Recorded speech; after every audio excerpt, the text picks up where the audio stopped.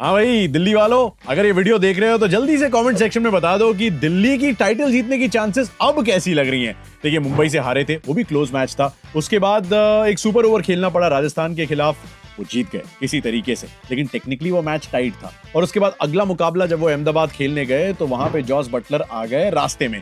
तो actually technically देखा जाए तो अगर 20 ओवर का गेम, वो पिछले 3 मैचों से उन्होंने जीता नहीं था। सुपर ओवर को आप थोड़ा साइड में कर दो। तो दिल्ली को जीत की बहुत जरूरत थी, और इसलिए भी थी क्योंकि गुजरात टाइटंस ने थोड़ी सी अर्ली लीड बना ली है। 12 पॉइंट्स पे वो पहुंच चुके थे। लेकिन दिल्ली के अलावा बहुत सारी छोटी छोटी कहानियां थी जिन पे हमने बात की थी कल के वीडियो में। भाई, ऋषभ पंत अपनी एक ऐसी टीम के खिलाफ खेलने वाले थे जिनके ही साथ उन्होंने अपना पूरा आईपीएल का करियर बिताया। पहली बार दिल्ली से जुदा हुए, पहली बार लखनऊ गए, लखनऊ के कप्तान बने, लेकिन पिछली बार भी दिल्ली के खिलाफ 0 ही बनाया था। सबसे बड़ा टॉकिंग पॉइंट ये रहेगा, और मैं केएल राहुल पे आऊंगा थोड़ी देर में, और मुंबई और सनराइजर्स के मुकाबले की भी बात करूंगा, और कुछ ट्रेंड्स भी बताऊंगा इस सीजन के। बट ऋषभ पंत नंबर 7 पे क्यों आए?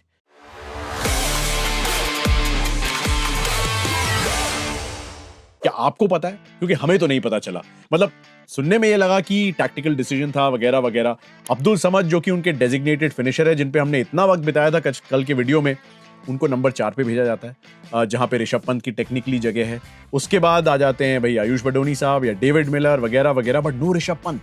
हम लोग कमेंट्री में थे, मैं अनिल कुंबले और सुरेश रैना के साथ था, और हम यही चर्चा कर रहे थे, क्यों नहीं ऋषभ पंत? अब आई डोंट नो ये जस्टिन लैंगर का फैसला था, क्योंकि जहीर खान के साथ ऋषभ पंत की एक बड़ी लंबी चर्चा को हमने होते हुए देखा, और हमने देखा कि कैसे वो फ्रस्ट्रेशन जो था वो ऋषभ का बढ़ता जा रहा था। पैड पहन के, हेलमेट पहन के वो खड़े हुए थे, फिर बैठ गए, फिर खड़े हुए, इधर उधर चलते रहे, लेकिन बल्लेबाजी नहीं आई। और जब आई आखिरी 2 गेंदों में, तो उसमें कुछ ऐसे शॉट लगाए जिसको ऋषभ भी भूलना चाहेंगे।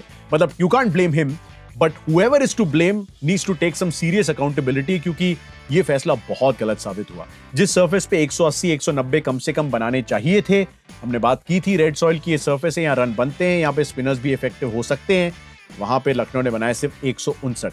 उसके बाद की जो कहानी थी वो भी थोड़ी सी हिसाब चुकता करने वाली थी, राइट? क्योंकि केएल राहुल जाने वाले थे उसी टीम के खिलाफ और उसी टीम के घर पे जहां पे उन्होंने यार 3 साल बिताए हैं, जिसकी कप्तानी की है, 2 बार प्लेऑफ्स में उनको पहुंचाया है, बट बहुत ही बिटर तरीके से वो डिवोर्स हुआ था केएल राहुल का। और वो नजर भी आया मैच के एंड में, जब उन्होंने हाथ मिलाया डॉक्टर संजीव गोयनका और उनके बेटे से। ऐसा लगा जल्दी में थे, ज्यादा उनसे बातचीत वो करना नहीं चाह रहे थे। देखिए, खटास तो होती है इस बात की कि आपको रिटेन नहीं किया गया, स्पेशली अगर आप कप्तान रहे हो, और खटास इस बात की भी होती है कि हालांकि आपने 2 प्लेऑफ्स में लगातार उन्हें पहुंचाया हो, बट फिर भी आपको वैल्यू ना किया जाए। अब केएल की खुद भी कुछ थोड़े से इश्यूज थे, क्योंकि इंजरीज की वजह से वो उतना कॉन्ट्रीब्यूशन नहीं दे पाए थे, लेकिन अब चीजें काफी बदल चुकी हैं। दिल्ली में बंदा सेटल्ड है, दिल्ली को एंजॉय कर रहा है, अर्धशतक लगा रहा है, और उसके साथ साथ लखनऊ को भी हरा रहा है। जिस तरीके से छक्का मार के उन्होंने ये मैच जिताया है, मतलब मैच तो पहले ही खत्म हो गया था, बट जिस तरीके से खुद बीड़ा उठा के उन्होंने वो मैच जिताया, उस पे सिंगल नहीं लिया, आखिरी बॉल पे छक्का लगाया, देख के पता चला कि KL Rahul had a point two prove. कई बार जो साइलेंस में आप करते हैं वो शोर से ज्यादा बड़ी गूंज उठाता है, और एग्जैक्टली वही नजर आया उस शॉट में, उस नॉन सेलिब्रेशन में, कि केएल ने कहा मैं अपना काम करने आया था, मैं अपना काम करके गया, जो आपके लिए कर सकता था वो दिल्ली के लिए करके गया। Well done KL Rahul. Also became fastest batter to get to 5000 IPL runs. 130 पारियों में उन्होंने ये कारनामा किया। Just to give you some context, David Warner ने 135 पारियां ली थी 5000 रन बनाने में, वो इंटरनेशनल प्लेयर्स के गोट हैं आईपीएल में, और विराट कोहली को 157 पारियां लगी थी। I mean no comparison, but 130 पारियां is a very special effort. Fastest to 5000 runs, एक और अर्धशतक, विनिंग कॉज में, एक चेज में एक और अच्छी पारी केएल राहुल की। अक्षर पटेल की बेहतरीन कप्तानी, पावर प्ले में ही उन्होंने 3 ओवर डाल दिए थे।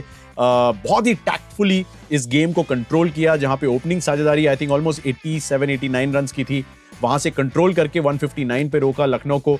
मुकेश कुमार की तारीफ की, जहां पे सारी बातें कुलदीप की, मिचेल स्टार्क की, कुछ हद तक विपरज निगम की हो रही थी। मुकेश ने बताया कि नहीं यार, एक भारतीय पेसर भी अपना काम कर सकता है, और उसको प्लेयर ऑफ द मैच भी मिल सकता है। बड़ी दिलचस्प चीज ये कि सिर्फ 3 ही बार इस सीजन ऐसा हुआ है कि इंपैक्ट प्लेयर का यूज ही नहीं किया गया किसी टीम द्वारा।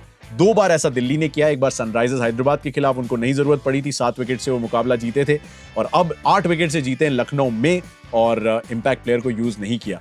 अब मैं ट्रेंड्स की तरफ आऊंगा धीरे धीरे, बट आपको ऋषभ पंत का 7 नंबर पे आना या फिर 4 नंबर पे ना आना, वो थोड़ा अजीबोगरीब नहीं लगा? मुझे कमेंट सेक्शन में बताइएगा, because Rishabh is desperately searching for form. As a captain, no problems, but as a batter, big problems. 106 he run बनाए पूरे सीजन, 100 से कम का स्ट्राइक रेट है। ऋषभ पंत जैसे बड़े खिलाड़ी का कुछ तो गड़बड़ है, कुछ तो गड़बड़ है और इसे सॉर्ट आउट करना पड़ेगा, वरना लखनऊ अपने ही जाल में फंस जाएंगे। मतलब और कोई इतना परेशान ना करे, वो खुद को परेशान कर जाएंगे। So Lucknow needs to find answers to Rishabh Pant and his batting, otherwise things should be fine. एक आध मैच तो बीच में खराब हो ही सकता है। ओके, ट्रेंड्स की बात मैं कर रहा था, थोड़ा सा आपको ट्रेंड्स बता देता हूँ इस सीजन के, और कुछ बेहतरीन है कि आई थिंक 25 मैच जो 40 में से हुए हैं, 25 या 26, I am not sure, but around that much, वो उन टीमों ने जीते हैं जिन्होंने पावर प्ले जीता है। इससे ये चीज पता चलती है कि पावर प्ले जीतना कितना जरूरी है। हम कई बार अपनी कमेंट्री में बातें करते हैं, आजकल गेम जो है वो 6 हिटिंग का हो गया है। आजकल गेम हो गया है कि पहले 6 ओवर में आप 70-80 रन बना दो ताकि आप 200 तक आसानी से पहुंच जाओ। गुजरात थोड़ा सा अलग टेम्पलेट ले रहे हैं, लेकिन उनके अलावा ज्यादातर टीमें यही करने की कोशिश कर रही हैं, और जो नहीं कर पा रही हैं वो बिल्कुल धरातल पे पाई जा रही है पॉइंट्स टेबल के लिहाज से, जैसे कि चेन्नई सुपर किंग्स, जैसे कि सनराइजर्स हैदराबाद, जिन पे मैं चर्चा करूंगा, क्योंकि उनके ओपनर्स नहीं चलते हैं तो फंस जाते हैं पावर प्ले में ही, और वहीं पे उनकी गाड़ी भी अटक जाती है। एक और ट्रेंड जो उभर के आया है कि जो टीमें टॉस जीत रही हैं, जो कप्तान टॉस जीत रहे हैं, 40 में से 34 कप्तानों ने पहले गेंदबाजी का फैसला लिया है। 40 जो मैच हुए हैं उसमें से 17 मैचेस उन टीमों ने जीते हैं जिन्होंने घर पे खेला है, और 23 मैच उन्होंने जीते हैं जो घर से दूर। दिल्ली ने एक और नाम उसमें जोड़ दिया है, that was the 23rd win bye N away team. जो टीम जिन्होंने बैटिंग पहले की है उन्होंने 200 प्लस रन 13 बार ही बनाए हैं। 40 मैच हुए हैं, उसमें 200 प्लस सिर्फ 13 बार ही हुए हैं, which is actually not bad, but जिस तरह का एक्सप्लोसिव सीजन हम इमेजिन कर रहे थे वैसा हुआ नहीं है। थोड़ा सा बैट और बॉल का एक कहते हैं ना बैलेंस नजर आया इस सीजन, और 3 बार ही 200 प्लस का टारगेट चेज हुआ है। तो बड़ा इंटरेस्टिंग है ये आंकड़ा, क्योंकि जहां हमें लग रहा था कि यार पिछले सीजन को देखो, मतलब वो 262 चेज हो गए थे, 220-25 आसानी से राजस्थान रॉयल्स ने कोलकाता नाइट राइडर्स के घर पे चेज कर लिए थे। इस साल ये नहीं हो रहा है। इस साल तो 111 भी डिफेंड कर गई है पंजाब जैसी टीम केकेआर जैसे डिफेंडिंग चैंपियंस के खिलाफ।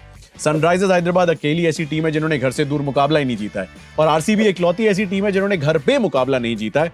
मुझे लगता है बदल जाएगा जब राजस्थान रॉयल्स से आरसीबी की मुलाकात होगी, और सनराइजर्स हैदराबाद को थोड़ा सा अवे फॉर्म का इंतजार करना पड़ेगा, क्योंकि अगला मुकाबला उनका यानी कि आज है मुंबई इंडियंस के खिलाफ। अब मैंने आपको आई थिंक कुछ वीडियोस पहले ये बात कही थी कि कैसे सनराइजर्स हैदराबाद और मुंबई इंडियंस का जब पिछली बार मैच हुआ था हैदराबाद में, 277 रन बनाए थे हैदराबाद ने और बहुत तोड़फोड़ की थी, और वहीं से एक ऐसा टेम्पलेट सेट किया था जहां से सबको लगा कि हैदराबाद ने तरीका ही बदल दिया है आईपीएल को खेलने का। सच भी है, क्योंकि उसी के दम पे वो फाइनल तक पहुंचे थे, उसी के दम पे उन्होंने रिटेन किया था क्लासन को, हेड को, पैट कमिंस को और हमारे अभिषेक शर्मा को। लेकिन क्या उस तरीके का फॉर्म नजर आया है, ये सवालिया निशान अभी भी लगा हुआ है। उनके लिए थोड़ी सी खतरे की घंटी है, क्योंकि पॉइंट्स टेबल में पॉइंट्स कमाने पड़ेंगे। टीम जीतना भूल गई है, 2 मुकाबले अभी तक जीते हैं, उसमें एक तो रिकॉर्ड मतलब सेकंड हाईएस्ट रन चेस थी आईपीएल के इतिहास की, उसमें भी पंजाब किंग्स को टेक्निकली जीत जाना चाहिए था, लेकिन अभिषेक शर्मा ने जीवन दान का पूरा फायदा उठाते हुए एक कमाल का शतक उसमें जड़ दिया। और उसके अलावा जो एक ही मैच उन्होंने जीता, उसमें मतलब उसी में अभिषेक शर्मा और ट्रेविस शेक और ईशान किशन के वो रन आए थे, ईशान किशन की वो सेंचुरी आई थी। तो अदर देन दैट, मतलब पहला मैच और उसके बाद ये जो हराया उन्होंने पंजाब किंग्स को, उसके अलावा ज्यादा कुछ रहा नहीं है उनकी तारीफों के पुल बांधने के लिहाज से। ट्रेविस हेड और अभिषेक शर्मा पे ये लोग बहुत ज्यादा निर्भर हैं। वो लो स्कोर्स पे गिरते हैं बड़े शॉट्स लगाने के चक्कर में, तो कहीं ना कहीं उनकी टीम फंस जाती है। और यही इशू जो था वो पिछले मैच में थोड़ा सा और उभर के आया मुंबई इंडियंस के खिलाफ ही, जब ये दोनों खेले तो विकेट भी नहीं गिरे लेकिन रन भी ज्यादा नहीं बने। मतलब पावर प्ले में अगर आप 50 रन बना रहे हैं और आपका नाम ट्रेविस हेड और अभिषेक शर्मा है, तो अगेन कुछ तो गड़बड़ है दया। और यही हुआ, और उसके दम पे उन्होंने 160-62 बनाया और मुंबई इंडियंस ने आसानी से वो चेज भी कर लिया। मुंबई ने कोशिश की कि इस मैच को आखिरी ओवर तक ले जाए, फुल टॉसेस वगैरह मिस की, बट इवेंचुअली जीत गए। और एक बार भी नहीं लगा कि सनराइजर्स हैदराबाद ये मुकाबला जीत सकती है। आई मीन तो इसी कहानियां यहाँ पे दिलचस्प है। नीतीश कुमार रेड्डी का एवरेज 21 का है, retain player, emerging player of last season. Heinrich Klaasen का हाईएस्ट स्कोर 35 का है, और इसीलिए जब पुअर स्टार्ट मिलती है और मिडिल ऑर्डर में हिसाब किताब कुछ ऐसा है रेड्डी साहब का और क्लासन साहब का, तो प्रॉब्लम तो ऑटोमेटिकली हो जाती है। दोनों रिटेन प्लेयर्स हैं। बॉलिंग भी जो है वो थोड़ी सी अजीबोगरीब रही है। मोहम्मद शमी का एवरेज 52.2 का है, बैटिंग नहीं bowling. 52.2 Mohammed Shami, unbelievable. Pat Cummins का एवरेज 36 का है, और स्पिनर्स ने न केवल सबसे कम ओवर डाले किसी भी टीम की तुलना में, उसके अलावा सबसे खराब इकोनॉमी भी है, सबसे कम विकेट भी लिए। मतलब सिंगल डिजिट्स में स्पिनर्स के विकेट हैं। नेक्स्ट वर्स्ट टीम है पंजाब किंग्स जिन्होंने 16 विकेट लिए। बहुत फासला है इनकी स्पिन का और बाकी सारी टीमों के स्पिन बॉलर्स का। तो अपने स्पिनर्स पे भरोसा जता ही नहीं पाए। एडम जैम्पा वैसे भी रूल आउट हो चुके हैं इस टूर्नामेंट से, उनकी जगह रविचंद्रन स्मरण को बुलाया लेकिन अभी तक मौका नहीं दे पाए हैं। और बेचारे वो हमारे जो स्पिनर हैं वो थोड़े से जीशान अंसारी वो अकेले पड़ रहे हैं। ट्रूथ बी टोल्ड, और बाकी लोग जो है उस तरीके से उनका साथ नहीं निभा पा रहे हैं और राहुल चहर तो दिख ही नहीं रहे हैं। तो I don't know what's going on with the spin department given the fact कि डैनियल वेटोरी एक वर्ल्ड बीटिंग स्पिनर जो है वो उनके हेड कोच हैं। मुंबई इंडियंस का बड़ा परफेक्ट कोइंसिडेंस बन रहा है बिकॉज लास्ट पूरे दशक में उन्होंने इसी तरीके से अपना सक्सेस बिल्ड किया है। थोड़ा सा धीमे स्टार्ट करते हैं, फिर सीजन में कैचअप कर लेते हैं। तो कहानी कुछ ऐसी जा रही है मुंबई लोकल की हमारी। वो स्लो लोकल से स्टार्ट करते हैं, हर स्टॉप पे रुकते हैं, उसके बाद ऐसी फास्ट लोकल पकड़ते हैं कि कहीं नहीं रुकते हैं और फिर सीधे टाइटल जीत जाते हैं। क्या ऐसा हो सकता है इस बार? एक चीज मैं बता दूं, पॉइंट्स टेबल में वो फिलहाल 6ठे स्थान पे, लेकिन आज अगर जीतते हैं तो आरसीबी के भी ऊपर जाके वो तीसरे स्थान पे आ सकते हैं। That is the fine difference between number 3 and number 6 right now. Mumbai Indians के टारगेट पे एग्जैक्टली यही चीज होने वाली है। इस सीजन पहले 5 मैच में सिर्फ एक जीत थी, लेकिन उसके बाद जैसे ही वो पहले 3 घर से दूर मैचेस हारे और दिल्ली कैपिटल्स को उन्होंने पहली हार थमा दी दिल्ली के घर पे, और उसके बाद वो हारना भूल गए। फिर जीत की जो ऐसी फहरिस्त उन्होंने कायम की है कि अब रुकने का नाम नहीं ले रहे। उसके बहुत सारे कारण हैं। जसप्रीत बुमराह की वापसी, जसप्रीत बुमराह की फॉर्म में वापसी, उनकी लय में वापसी। विकेट भले ही बहुत ज्यादा ना लें बुमराह साहब, लेकिन जिस किफायत से गेंदबाजी करते हैं दूसरे एंड पे विकेट आने की पूरी चांसेस बन जाती है। बिकॉज लोग कहते हैं इस पे तो नहीं बना पाएंगे रन, दूसरे पे बनाते हैं और उसको विकेट दे जाते हैं। तो ये बहुत चल रहा है। ट्रेंट बोल्ट ने न केवल नई गेंद को स्विंग कराया है बट डेथ में भी विकेट लिए, तो एक अलग डायमेंशन मिल गया उनके बॉलिंग अटैक को। तो ये सारी चीजें हैं जो उनके लिए काम कर रही हैं। उसके अलावा सूर्य कुमार यादव का फॉर्म, तिलक वर्मा का फॉर्म, उनकी तो बैटिंग भी नहीं आई थी सीएसके के खिलाफ पिछले मैच में। रोहित शर्मा की वो पारी आना, आखिरकार player of the match performance आना। सिर्फ रायन रिकल्टन का फॉर्म थोड़ा सा इफी है, डाइसी है, कभी चलते हैं कभी बिल्कुल नहीं चलते हैं, और चलते भी हैं तो थोड़ा सा ही चलते हैं। वो एक थोड़ा सा प्रॉब्लम है क्योंकि विल जैक्स अब गेंदबाजी भी कर रहे हैं और नीचे उनकी बैटिंग ऑर्डर में जगह फिक्स हो गई है। तो वो भी समस्या नहीं रही कि यार जैक्स को 3 पे भी खिलाना है तो सूर्या नीचे। No, Surya is number 3, Tilak is number 4, अब आगे देखा जाएगा कौन आता है एंड मोर। हार्दिक पांड्या भी हैं इसमें, कमाल की गेंदबाजी की है, पर्पल कैप की रेस में है और बैटिंग भी जबरदस्त कर रहे हैं। विनिंग कॉजेज में उतना बैटिंग एफर्ट ना आया हो, लेकिन जब हार्दिक आपके पास 5, 6 या 7 नंबर पे उपलब्ध हो तो आप कितने रिस्क उठा सकते हैं, आप अंदाजा लगा सकते हैं इस इंडियन बैटिंग कोर से उनकी। मुंबई का जो टर्न अराउंड हुआ था डीसी के अगेंस्ट, उसमें मिचेल सैंटनर ने करुण नायर को डिसमिस किया था एक बेहतरीन गेंद के जरिए, और मेरे हिसाब से वो उनका बेस्ट मोमेंट रहा है अपार्ट फ्रॉम द रनआउट जो उन्होंने दिल्ली के खिलाफ किया। वो आखिरी run out direct hit, you will remember, but I think Mitchell Santner is capable of a lot more.